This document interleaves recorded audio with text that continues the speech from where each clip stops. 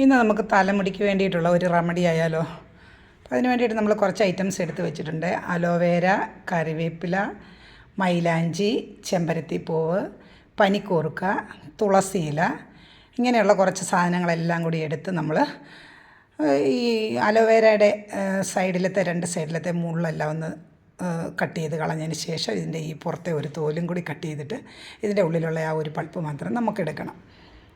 ഇങ്ങനെ ഇതുപോലെ എടുക്കാനായിട്ട് നല്ല സൗകര്യമായിട്ട് നമുക്ക് എടുക്കാൻ പറ്റും. സ്പൂണ് കൊണ്ട് നമുക്കിങ്ങനെ തോണ്ടി എടുത്തു കഴിഞ്ഞാൽ ഈ ഒരു പൾപ്പ് നമുക്ക് കിട്ടും. അപ്പോൾ ഞാനിപ്പോൾ ഒരു 2 തണ്ട് അലോവേരയാണ് എടുത്തിരിക്കുന്നത്. ഈ 2 തണ്ട് അലോവേരയും ഒന്ന് കട്ട് ചെയ്തതിന് ശേഷം ഇതിൻ്റെ ഉള്ളിൽ നിന്നൊരു മഞ്ഞ കളറിലുള്ള ഒരു ദ്രാവകം ഒഴുകി വരും. അത് നമ്മളൊന്ന് നീക്കം ചെയ്തെടുത്തതിന് ശേഷം വേണം. കട്ട് ചെയ്ത് കുറച്ച് സമയം വെള്ളത്തിലിട്ട് വെച്ച് കഴിഞ്ഞാൽ ആ ഒരു മഞ്ഞ കളറിലെ ദ്രാവകം മാറിക്കിട്ടും. ഇതിന് ശേഷം നമ്മൾ ഈ എടുത്ത് വെച്ചിരിക്കുന്ന എല്ലാ ഇലകളും ചെമ്പരത്തിപ്പൂവും എല്ലാം കൂടെ നമ്മൾ നന്നായിട്ട് കഴുകി, ഇതിൽ ചെറിയ ചിലന്തികളോ അല്ലെങ്കിൽ ഉറുമ്പൊന്നും ഇല്ലാതെ നമ്മൾ കഴുകി വൃത്തിയാക്കി എടുക്കണം കേട്ടോ. അപ്പോൾ ഇതെല്ലാം കൂടെ നന്നായിട്ടൊന്ന് കഴുകി ഒരു മിക്സിയുടെ ജാറിലിട്ട് നന്നായിട്ടൊന്ന് അരച്ചെടുക്കണം. വെള്ളം ഒന്നും ഒട്ടും ഒഴിക്കേണ്ട ആവശ്യമില്ല.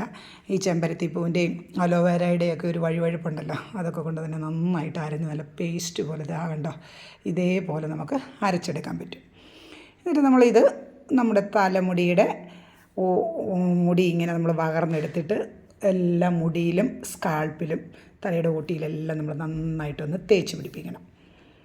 നമ്മുടെ തലമുടി പൊഴിച്ചിൽ മാറാനും അതുപോലെ തന്നെ മുടി നല്ല മെഴുമെഴാന്ന് നല്ല സിൽക്കി ആയിട്ട് മുടി നല്ല സോഫ്റ്റായിട്ടൊക്കെ കിട്ടും. നമുക്ക് മുടി അതുപോലെ പൊഴിച്ചിൽ മാറി മുടി വളരാൻ, തലമുടിക്കൊരു കറുപ്പ് കിട്ടാൻ ഒക്കെ വളരെ ഉപകരിക്കുന്ന ഒരു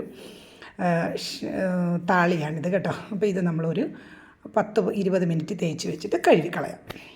ഇത്രയേ ഉള്ളൂ. വീഡിയോ ഇഷ്ടപ്പെട്ടെങ്കിൽ നമ്മുടെ ചാനലൊന്ന് സബ്സ്ക്രൈബ് ചെയ്യുക, ലൈക്ക് ചെയ്യുക, കമൻറ്റ് ചെയ്യുക, ഫ്രണ്ട്സിനൊക്കെ ഒന്ന് അയച്ചു കൊടുക്കുക.